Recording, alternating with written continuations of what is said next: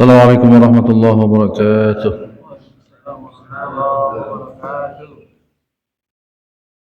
Bismillahirrahmanirrahim. Alhamdulillahirabbil alamin. Allahumma shalli wa sallim ala nabiyyina Muhammadin wa ala alihi wa ashabihi ajma'in, amma ba'd. Alhamdulillah ya sekalian, pada pagi hari ini Allah Subhanahu wa taala memberikan kita karunia yang begitu mulia, yaitu Allah hantarkan kita dalam salat subuh berjamaah. Satu nikmat khasah, nikmat khusus yang Allah berikan kepada orang terpilih yang tidak diberikan secara umum kepada makhluk-makhluknya. Nikmat yang umum Allah berikan secara random, secara bebas, secara gratis kepada berbagai makhluk tanpa memandang siapa dia, ya, yang Islam, yang Kristen, yang Hindu, bahkan makhluk-makhluk binatang pun mendapatkan nikmat yang umum seperti nikmat makan, nikmat minum, nikmat tidur, nikmat sehat. Akan tetapi nikmat ibadah, nikmat ibadah, nikmat iman itu hanya diberikan kepada sebahagian makhluknya yang Allah pilih untuk mewarisi Alkitab. Kata Allah, "Tsumma awrathna alladhina istafaina min ibadina." Kemudian kami wariskan Alkitab kepada hamba-hambaku yang aku pilih. Ya, mudah-mudahan Allah Subhanahu wa taala memilih kita sebagai pewaris kitab, ya, sampai akhir hayat kita. Jemaah sekalian, pada pagi hari ini kita akan bahas sedikit tentang kurban. Kalau kita baca sejarah, bahwa kurban ini sebetulnya telah ada semenjak Nabi Adam alaihi salatu wassalam. Jadi dari Nabi Adam ini bermulalah asal muasal kurban ini, yaitu ketika anaknya Nabi Adam, anak laki-lakinya yang bernama Qabil dan Habil, akan menikah. Kemudian Nabi Adam memberikan petunjuk sesuai dengan petunjuk dari Allah pada waktu itu, bahwa pernikahan seorang anak laki-laki tidak boleh dengan kembarannya. Nah, kembaran Habil adalah la Buddha, kembaran Qabil adalah Iklima namanya. Kebetulan kembarannya si Qabil ini diberi paras yang cantik, tidak seperti kembarannya si Habil yang kurang cantik. Maka disilanglah Nabi Ibrahim, Nabi Adam, akan mengawinkan Habil dengan Iklima, Qabil dengan la Buddha. Rupanya si Qabil ini enggak terima, dia maunya menikah dengan kembarannya Iklima yang cantik. Akhirnya kata Nabi Ibrahim, Nabi Adam, kalau begitu sudah, kalian korban saja.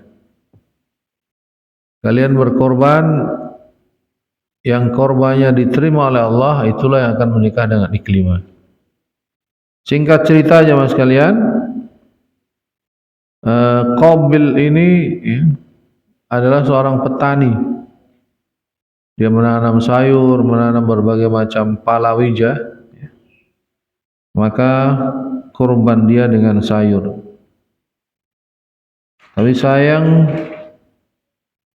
tanaman ataupun sayuran yang dia korban itu yang sudah layu, yang sudah tidak bagus lagi. Sementara si Habil adalah seorang pengembala kambing. Maksudnya, si Habil ini pengembala kambing, maka dia berusaha memilih kambing yang terbaik, ya. Kambing yang terbaik, kambing yang dilihatnya menyenangkan, maka kambing yang terbaik itulah yang dia pilih untuk dikorbankan. Ya, singkat cerita, akhirnya korbannya si Habil ini yang diterima oleh Allah. Korbannya Qabil tidak diterima, sehingga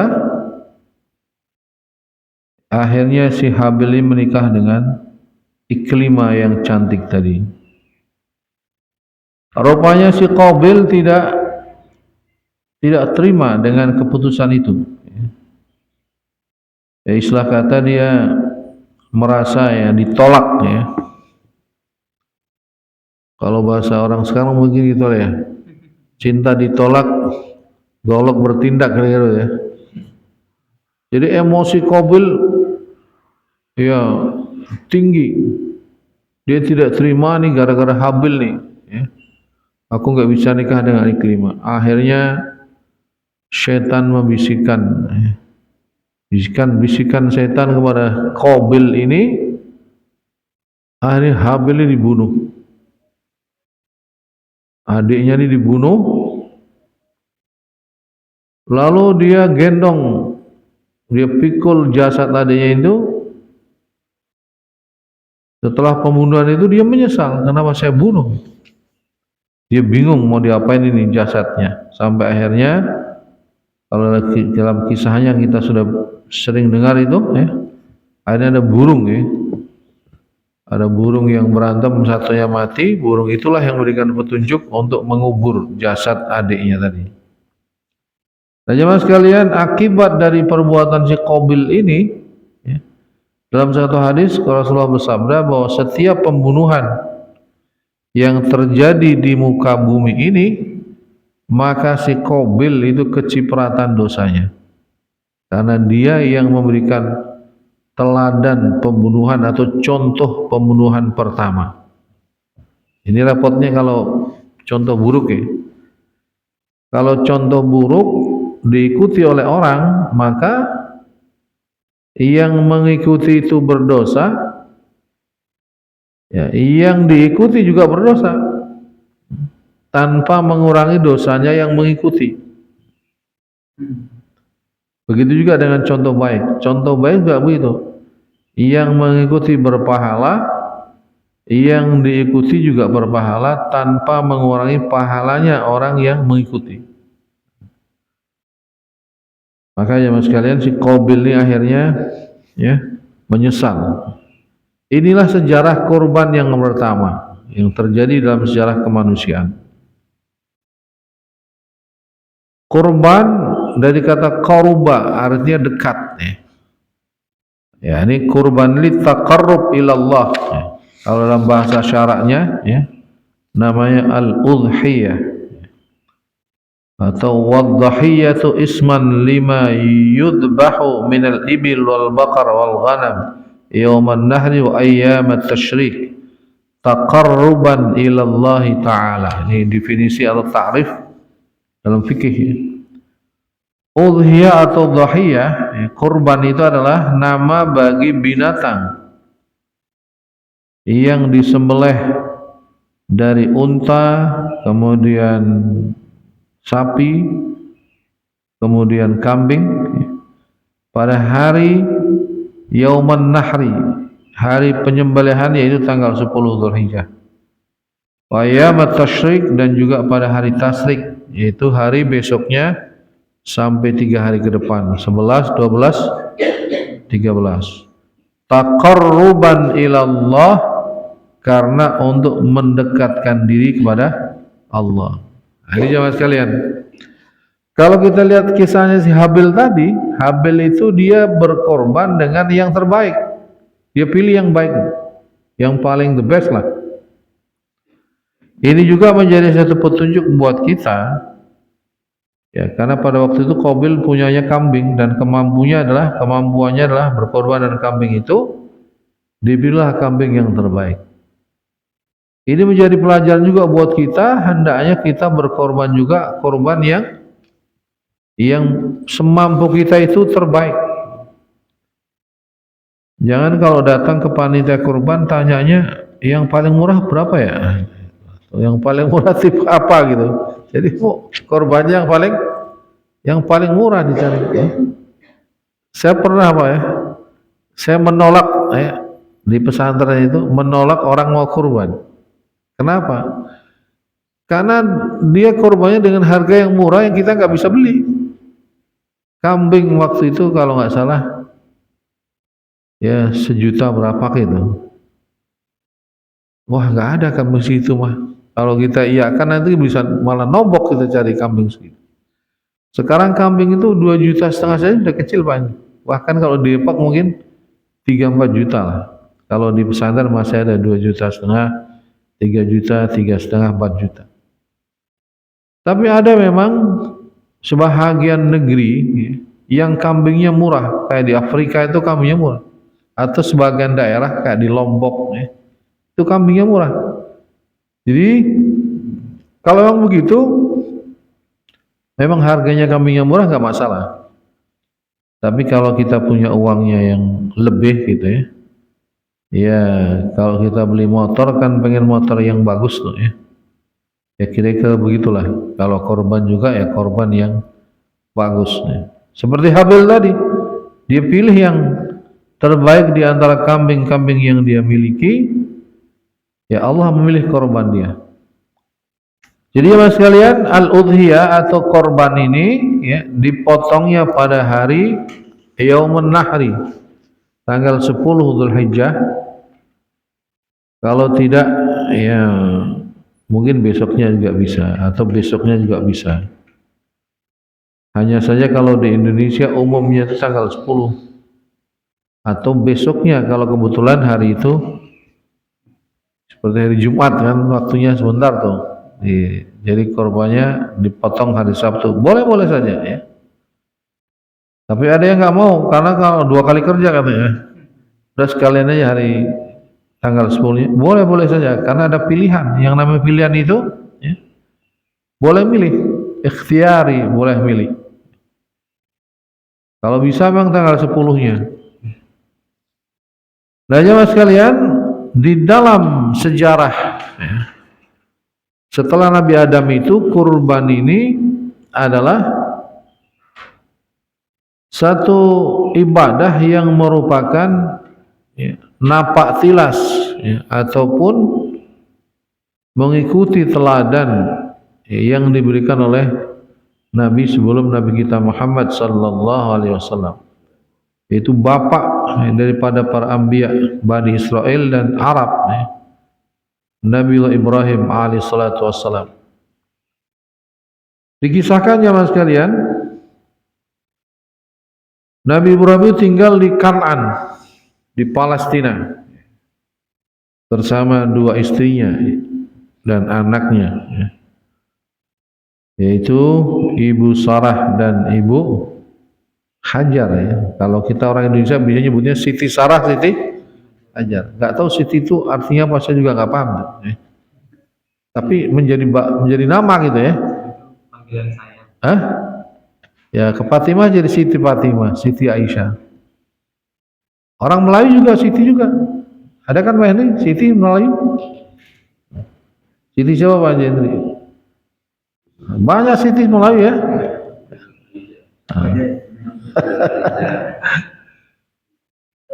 Kalau di Indonesia jadi gitu ya. Nah, dalam satu riwayat Ibu Sarah ini beranak ya, mempunyai anak apa namanya? Nabi Ishak ya, yang masih kecil. Siti Sarah dapat Siti Hajar dapat Nabi Ismail yang masih kecil.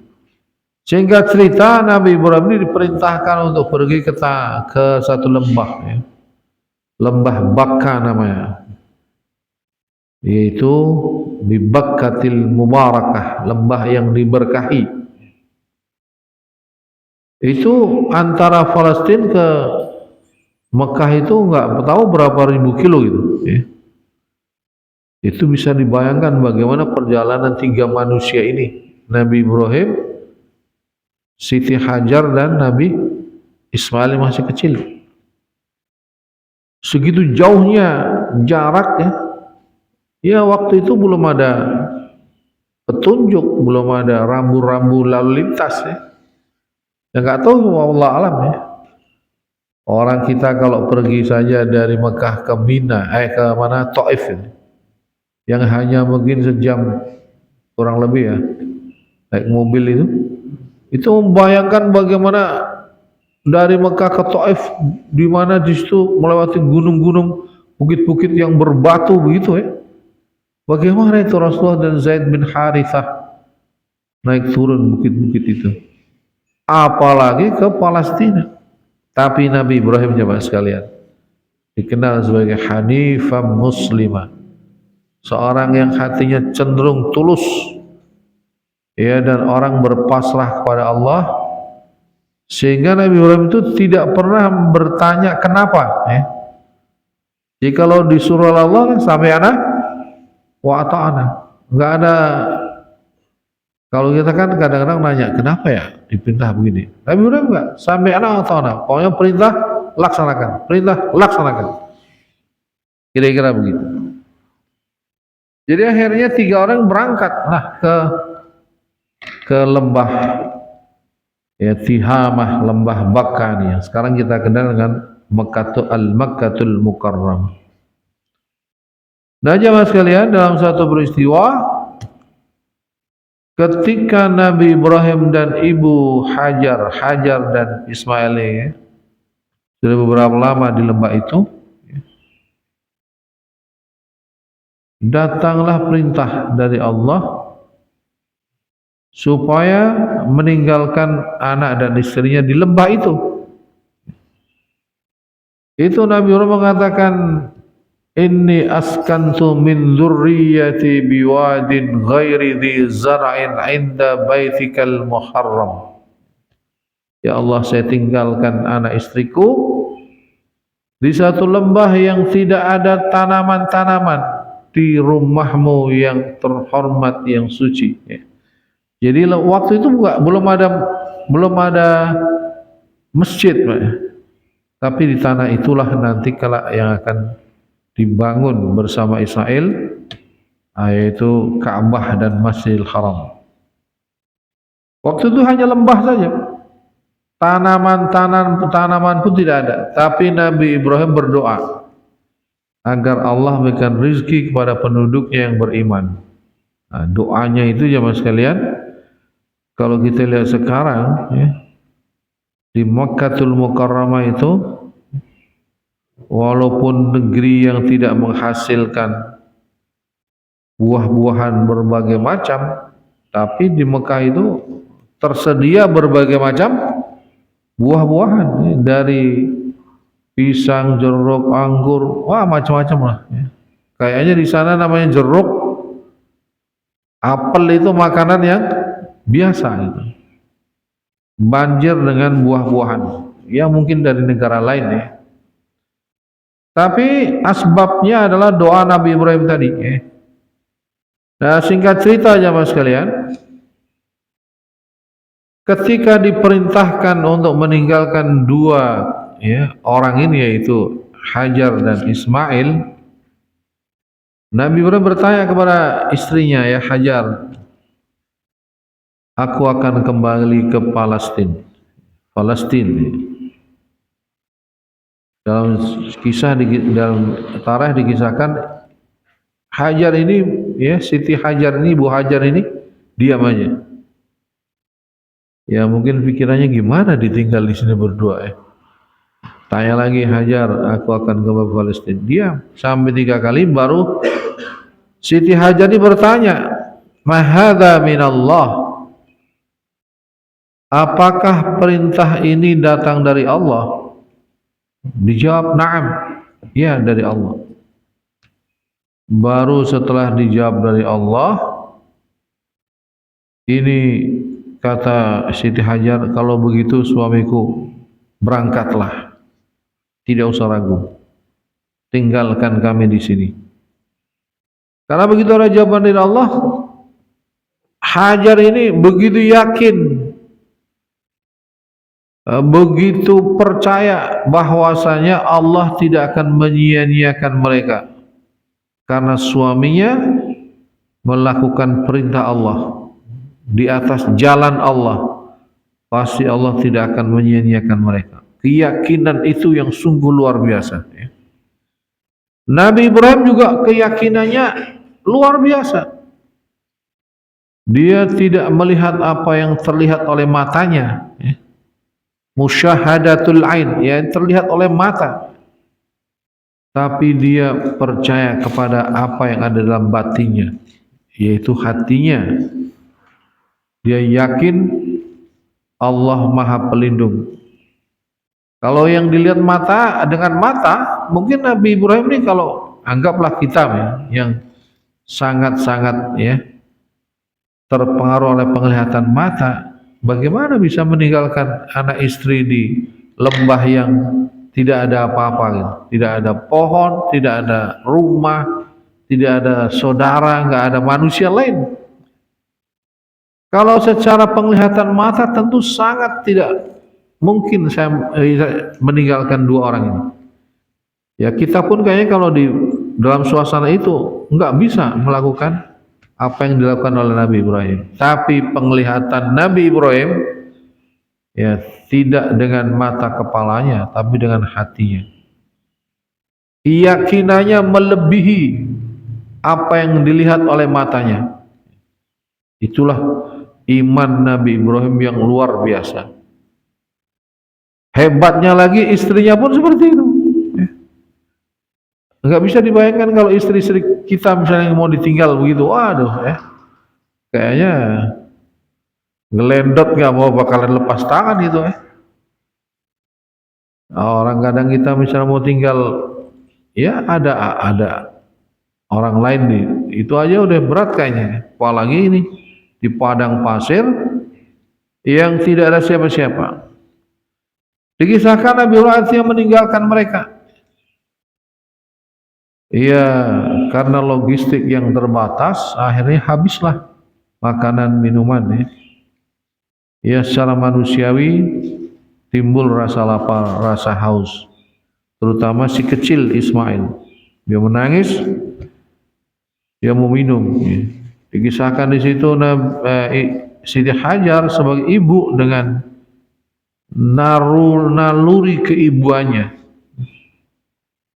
bagaimana mendengarkan tangis sang anak ingin minum, maka dia berusaha cari air. Bagaimana mencari air, pikirannya, ya, ya setengah kalut dia lihat ada semacam air, bayangan air di satu bukit. Dia lari ke sana, ternyata hanya bayangan saja. Di sebelahnya lagi ada bukit, terlihat kayak ada air, dia lari ke sana, ternyata bayangan saja. Lihat lagi bukit yang tadi didatangi, kayak ada air, ke sana lagi, padahal tadi udah nggak ada air, ada bayangan. Tapi naluri keibuannya menjadi, ya, seperti apa, ya, keadaan di mana dia tidak lagi menggunakan pikiran yang secara logika rasional, tapi didorong oleh keinginannya untuk mencari air, sehingga walaupun tadi sudah ada dibuktikan itu bayangan, dia ke sana, ya. Ini luar biasa, sampai bolak-balik 7 kali tidak ada air. Akhirnya Allah Subhanahu wa taala memberikan air dari dalam bumi memancar di sebelah Ismail. Zammi zammi zammi, memancarlah, memancarlah. Itulah yang kita kenal dengan sumur atau air Zam-Zam. Tapi jemaah sekalian, kerisauan, ya, atau kekalutan Siti Hajar, ya, lari-lari dari Bukit Safa dan Marwah, ya, terengah-engah mencari air tadi, Allah muliakan, Allah abadikan, ya, Allah kenang dalam sejarah kemanusiaan. Dan lari-larinya itu, ya,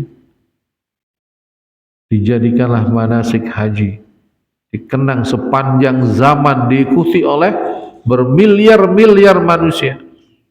Itulah yang kita kenal dengan manasik haji, ibadah sa'i, ya, antara Safa dan Marwah.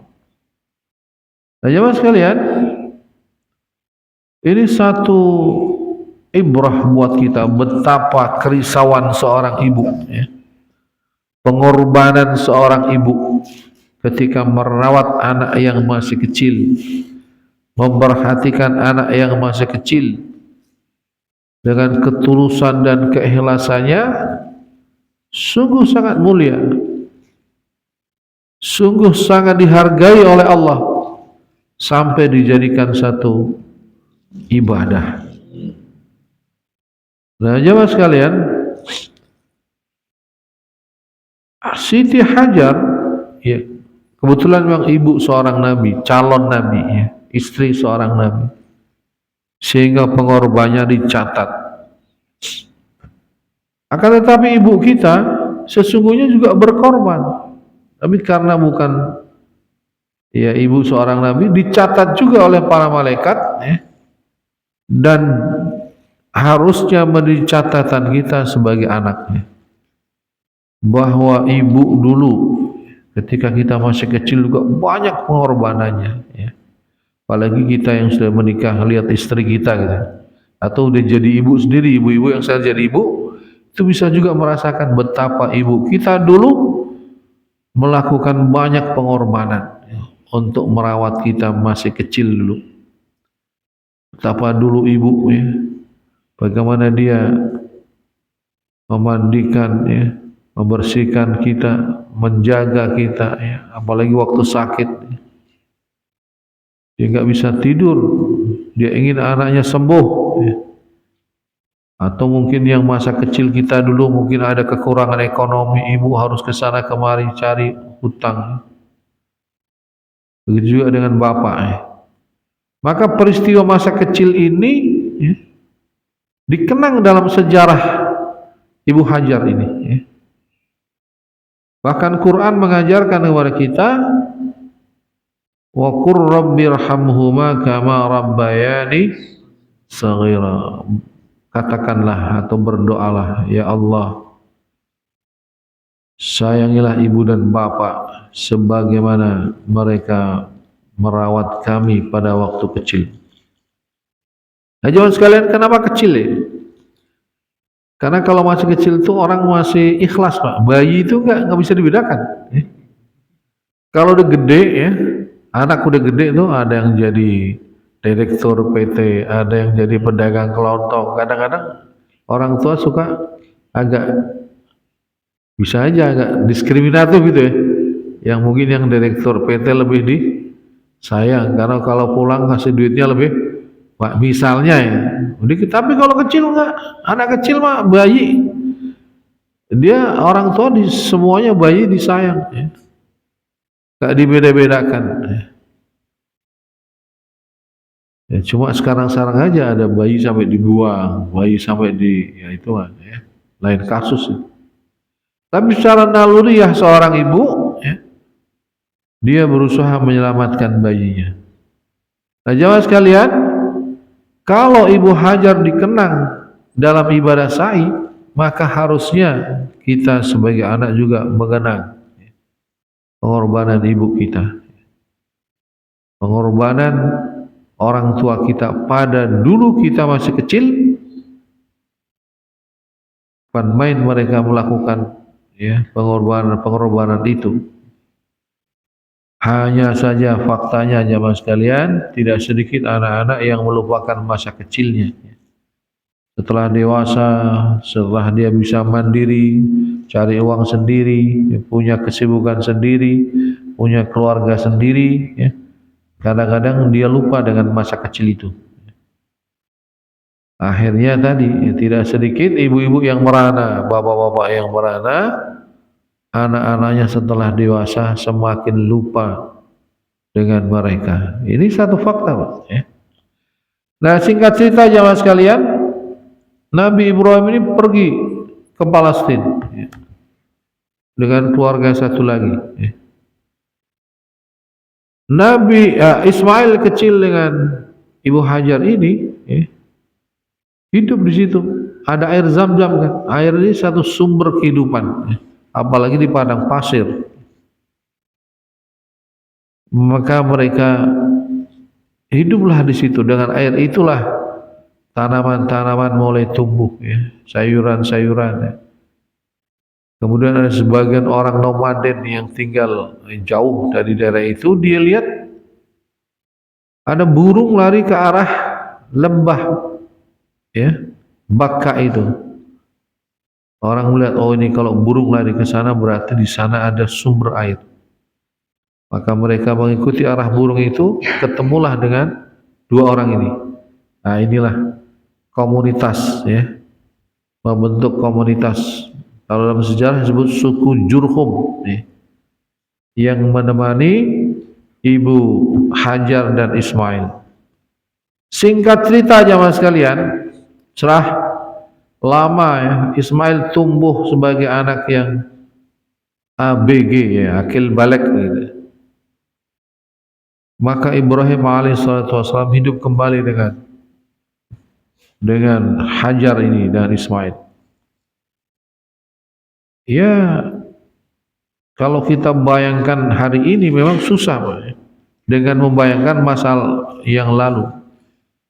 Kalau kita sekarang sa'i, itu sebetulnya sa'i itu menjadi sebuah ibadah yang secara perasaan itu susah membayangkannya dengan zaman dulu. Kenapa? Karena kalau dulu Ibu Hajar kan menginjak pasir panas, udah itu terik matahari ya. Sekarang kita sa'i adem keramik, bahkan ada yang pakai mobil itu tuh, mobil golf, Jadi secara susah bayangnya, ya. Bahkan sekarang pun seperti misalnya di Arafah segala macam sudah pakai fasilitas adem gitu ada.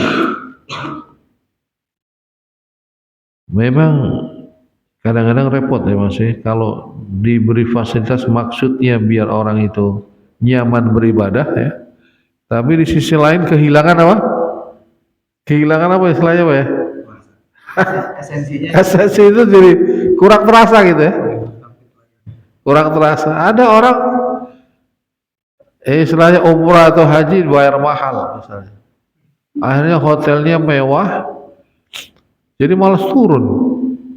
Akhirnya nggak turun-turun di hotel aja. Jadi memang dilema ya. Saya ingat Pak ya, tahun berapa saya ke sana. Dulu sekali, lama sekali, saya masih kecil. Saya masih umur mungkin 10 tahun kalau nggak salah ya. Iya, sekitar itulah. Belum 10 tahun. Tahun 79 Pak itu.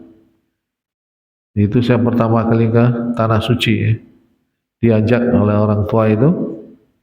Itu pesawatnya aja Indonesia belum punya pesawat haji. Itu pakai pesawat punyanya Inggris. DC-9 kalau saya ingat itu namanya pesawat apa itu? British Airways DC-9 itu saya ingat. Kalau ini kan kalau sekarang udah pakai apa? Boeing Boeing 747 deh. Masih DC-9 tuh. Pramugarinya pun bule waktu itu.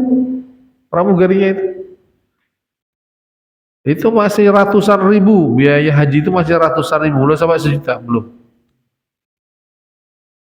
Itu Mekah masih terasa, masih ada pasir sumur Zam-Zam itu masih ada limbah gitu. Memang suasananya masih ada lah sisa-sisa yang dulu. Tapi memang tidak bisa disalahkan juga. Kalau itu diteruskan memang bisa dibayangkan itu bagaimana susahnya maintenance-nya itu Jadi memang susah, saudara. Ya keadaan lah yang menjadikan artinya sekarang ini satu sisi memang kita kehilangan suasana masa lalu historical heritage-nya itu sudah mulai kan hilang Tapi tadi karena kebutuhan zaman kalau masih ikut dulu repot juga, ada pasir debu kacau itu Nah jamaah sekalian, singkat cerita, Ibrahim alaihissalatu wassalam hidup kembali dengan Ismail yang tumbuh dewasa ini. Suatu hari Nabi Ibrahim berkata kepada Nabi Ismail, "Ya bunayya." Ini direkam oleh Allah, diabadikan oleh Allah dalam Al-Quran. "Ya bunayya inni ara fil manami anni adbahuka fanzur madza tara." Wahai Ismail, aku semalam bermimpi, artinya aku mendapatkan wahyu, aku supaya menyembelihmu. Fangdur madza tara, bagaimana pendapatmu Ismail? Nah, ini Nabi Ibrahim ya, dialog dengan anaknya. Kata Nabi Ismail, ada perintah untuk menyembelihmu, gimana pendapatmu Ismail? Nabi Ismail alaihi salatu wassalam calon nabi. Imannya pun ya tidak jauh-jauh beda dengan bapaknya. Seperti kata orang, buah tidak akan jauh jatuh dari pohonnya. Kira-kira begitulah. Iman yang ada dalam diri Nabi Ibrahim menetes kepada Nabi Ismail. Dia jawab, "Ya abati," wahai ayah, panggilannya abati. "If'al ma tu'mar," lakukanlah apa yang ayah diperintah Allah. "Satajiduni insyaallah minas sabirin." Engkau akan dapati aku insyaallah termasuk dari golongan orang yang sabar. Ini jawaban anak ya. Jadi bapak dan anak klop. Bapaknya siap, anaknya juga siap. Kayaknya kalau itu pertanyaan diberikan kepada anak-anak ABG sekarang ya, seperti itu misalnya, kan jawabannya nggak akan begitu. Mungkin dia akan jawab, bapak yang sudah tua, udah hidupnya lebih lama dari saya, bapaknya duluan yang mati kan. Jamaah sekalian, ini memang sebuah keluarga yang luar biasa. Karena kalau dalam kisah-kisah para nabi itu, kadang sebagian keluarga itu tidak semuanya soleh. Misalnya Nabi Lut. Nabi Lutnya soleh, tapi istrinya apa? Istrinya tidak. Istrinya suruh tinggal kan. Ketika Nabi Lut didatangi oleh malaikat itu kan, "Ya Lut, ya, segera engkau berangkat karena sebentar lagi subuh. Habis subuh akan dihancurkan itu kota daerahnya Nabi Lut itu, daerah Sodom itu, ya. Kecuali istrimu." Jadi istrinya enggak ikut. Nabi Nuh juga begitu istrinya. Bahkan kalau istri dan anaknya. Jadi ada suami baik, istri enggak baik, anak enggak baik. Ada anak baik, ya. Anak baik, bapaknya enggak baik. Itu Nabi Ibrahim baik, bapaknya tukang apa? Pembuat patung. Atau ada istri baik, suami enggak baik. Siapa? Firaun, ya. Istrinya Asyah. Kita sebut Siti Asyah juga tuh. Ada Sitinya kalau Indonesia, Siti Asyah kan? Siti Asyah baik, dia calon penghuni surga. Tapi Firaunnya begitu. Tapi Nabi Ibrahim ini, Nabi bapaknya baik, ibunya juga baik, Hajar ini, anaknya juga baik. Ibunya Sarah baik, anaknya Ishak juga baik. Ini memang satu edukasi yang luar biasa Nabi Ibrahim. Ditarbiyah atau dididik oleh Allah langsung dalam kehidupan nyata. Nah, ini jamaah sekalian. Jadi ada pendidikan tuh ya, ada yang menggunakan pendidikan yang sifatnya formal ya, di sekolah, ada pendidikan yang sifatnya praktikal ya. Kalau dalam orang Arab bilang ini, fil madarisi nata'allamud durus wa namurru bil imtihan, wa fil hayati namurru bil imtihan wa nata'allamud durus. Bahasanya kurang lebih beginilah. Di dalam sekolah madrasah gitu, kita belajar, belajar secara formal, belajar nyatat segala macam menghafal, baru setelah itu ujian. Kan begitu kan? Belajar, belajar, belajar, sumatif gitu kan? Atau mid test, final test. Ya. Kalau pelajaran sekolah seperti itu, tapi di dalam kehidupan, wafil hayati, di dalam kehidupan, namurru bil imtihan, kita menghadapi ujian dulu, wala ta'allamud durus, baru setelah itu kita bisa faham. Ini saya alami Pak Hendri, Pak Robi, 2 minggu ini aku alami lah. Apa? Kalau dulu ya, saya buka kita baca buku, baca ya, tentang sabar, tentang tawakal, tentang ini syukur dan lain-lain. Ya. Tapi kemudian ketika menghadapi ujian, diberi ujian sakit tadi, asam urat, itu ujian musibah. Disitulah baru kita bisa paham. Ya. Jadi ujian dulu baru belajar gitu. Ya. Wah, harus belajar syukur, belajar sabar, belajar tawakal. Dengan ujian itu ya, justru disitulah baru kefahaman itu ada.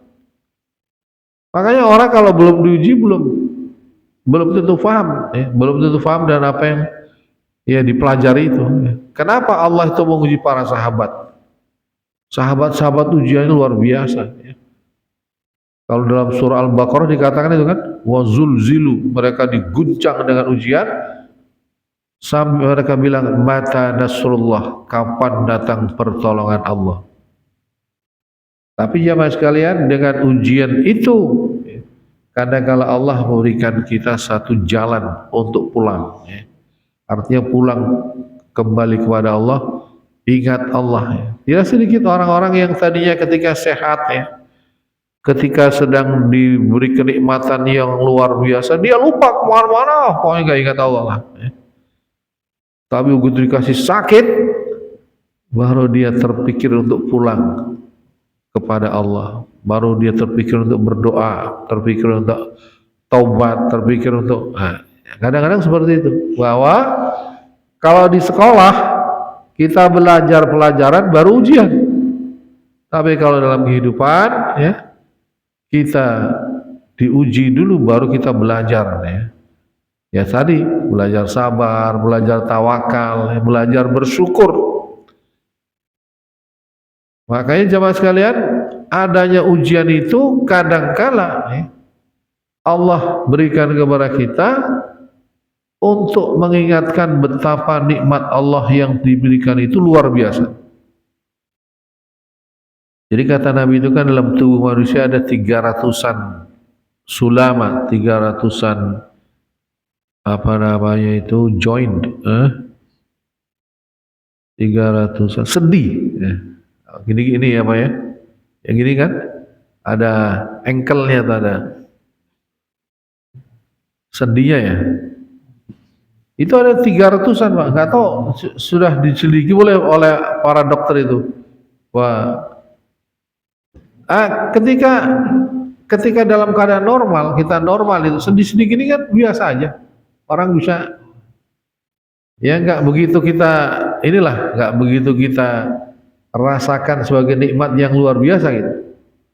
Tapi begitu kena asam urat aja itu, jangan karena mau nekuk ya, waduh, lurus, sakit luar biasa. Itu baru ternyata sendi bisa, ya kaki bisa menekuk, itu luar biasa itu nikmatnya. Nah ini jemaah sekalian. Di situ kita baru bersyukur bahwa ternyata Allah tuh ya memberikan sendi bisa muter, bisa, itu nikmat. Karena itu ada di hadis itu kan, setiap sendi itu harus ada sedekahnya kan. Dengan ini itu sedekah cukup. Ya kalau ini susah nggak bisa melakukan banyak hal, ya cukupkanlah dengan 2 rakaat sholat duha. Nah itu ujian-ujian tadi jemaah sekalian. Kalau kita di madrasah, di sekolah diajari dalil, tapi kalau Nabi Ibrahim ini diuji langsung Allah. ditarbiyah langsung oleh Allah dalam dunia nyata kehidupannya, sehingga imannya begitu luar biasa, ketegarannya begitu hebat ya. Ketika datang perintah menyembelih itu, Nabi Ibrahim tidak ragu ya. Akhirnya singkat cerita nih jamaah sekalian ya, kalau kita di Mekah itu kira-kira Nabi Ibrahim itu ingin menyembelih tidak ya diketahui oleh banyak orang, pergilah dia ke daerah Mina ya, daerah Mina di satu bukit ya, Jabal Kurban misalnya. Dalam perjalanan itu setan menggoda ya. Ya Ibrahim, kamu dulu pengen punya anak laki-laki, udah punya anak malah mau disembelih. Tapi Nabi Ibrahim bukan jenis yang orang ya, dia langsung ambil batu ya, dilempar itu, rajmal lisyayatin, aku lempar kamu setan. Setan enggak putus asa, satu kali digoda belum mempan, digoda lagi. Nabi Ibrahim tetap ambil batu, lempar lagi sampai 3 kali. Itulah nanti yang nanti dikenang dalam dalam ibadah haji itu sebagai Jumratul Ula, Jumratul Wusta, dan Jumratul Aqabah. Ini luar biasa deh ya. Nabi Ibrahim ini Masya Allah. Nah ini jamaah sekalian, kalau dulu ya, dulu itu jumrah itu bentuknya jadi ada kayak buletan itu, kayak buletan sumur itu, gede gitu. Tengahnya ada tiang. Nah tiang ini yang menjadi sasaran apa? Lempar itu. Dulu seperti itu. Zaman-zaman dulu, terutama waktu tahun 79 ini. Saya ada tuh fotonya saya lihat.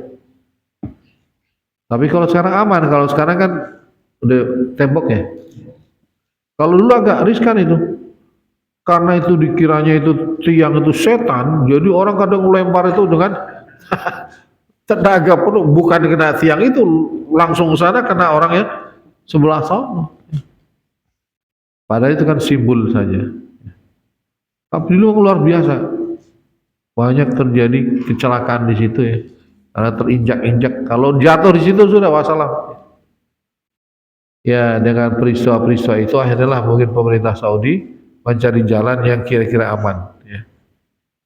Yang kira-kira aman itu. Nah, jangan sekalian, singkat cerita tadi, ya. Nabi Ismail sebagai seorang anak yang soleh dan Nabi Ibrahim bapak yang soleh, dua-duanya siap melakukan apa yang diperintahkan Allah, walaupun perintah itu sebetulnya perintah yang secara apa ya, anggaplah kalau kita pikir itu bertentangan dengan kemanusiaan misalnya kan, membunuh anak sendiri kira-kira gitu ya.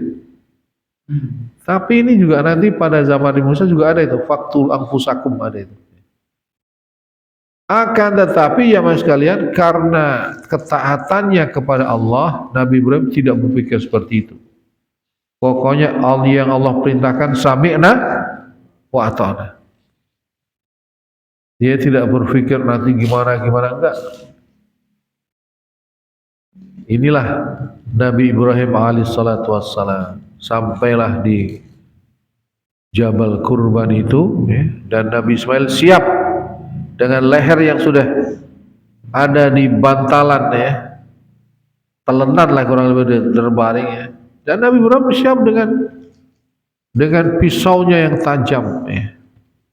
Dan tidak terfikir ya istilahnya ragu-ragu. Enggak terfikir ragu-ragu. Nabi Ibrahim dengan pisau yang tajam itu dan Ismail siap disembelih ya. Begitu dijalankan pisaunya itu, wa fadainahu bidzibhin adzim. Aku tebus Ismail itu dengan kambing yang besar. Alhamdulillah ya. Jadi yang disembelih apa? Kambing. Andai kan tidak diganti oleh Allah, kayaknya kita nggak bakalan mau ngikutin itu apa? Contoh ini ya. Untung diganti dengan kambing. Nah, jemaah sekalian, pengorbanan Nabi Ibrahim alaihissalam ini dikenanglah oleh Allah sebagai yang sekarang kita dengan kurban itu.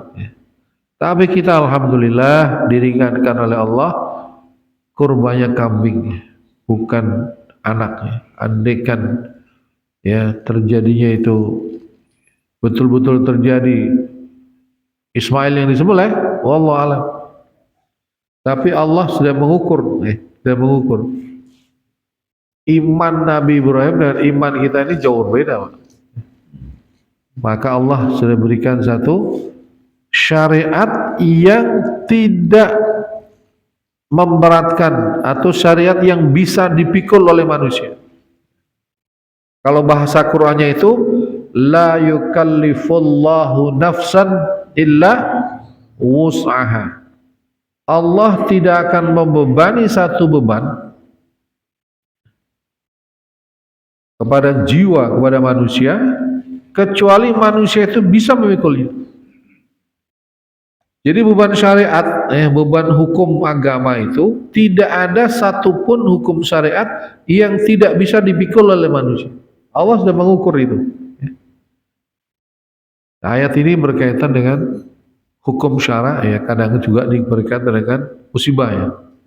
Tapi sebetulnya hukum syara itu taklif namanya, hukum taklif, la yukallifullah, Allah tidak membebani, tidak mentaklif manusia dengan syariat ya, kecuali yang manusia itu bisa melakukannya. Jadi tidak ada hukum syara yang manusia nggak bisa melakukannya.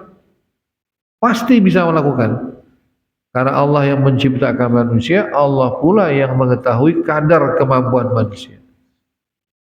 Jamaah sekalian, itulah prolog daripada kurban ini. Insyaallah bila mana ada kesempatan lain kita bahas tentang segi fikihnya ya. Bagaimana setelah menjadi istilahnya ibadah dalam syariat agama kita, seperti apa kurban itu, seperti apa namanya Rasulullah sallallahu alaihi wasallam memberikan guidance satu petunjuk tentang pelaksanaan kurban. Saya kira itu bisa sampaikan ya sekalian ya. Pembahasan kita lanjutkan nanti insyaallah masalah fadilahnya ya. Kapan diwajibkan, kemudian jenis-jenis kambing ya. Bagaimana seorang yang akan menyembelih itu sifatnya harus seperti apa ya, kapan nyembelihnya, dan bagaimana orang yang mau kurban itu ya, harus seperti apa juga ya. Ya, semoga bermanfaat ya. Salah dan kurang yang saya mohon dimaafkan ya. Yang benar datang dari Allah, yang salah dari diri saya sendiri. Subhanakallahumma bihamdik asyhadu an la ilaha illa anta astaghfiruka wa atubu ilaik. Wassalamualaikum warahmatullahi wabarakatuh.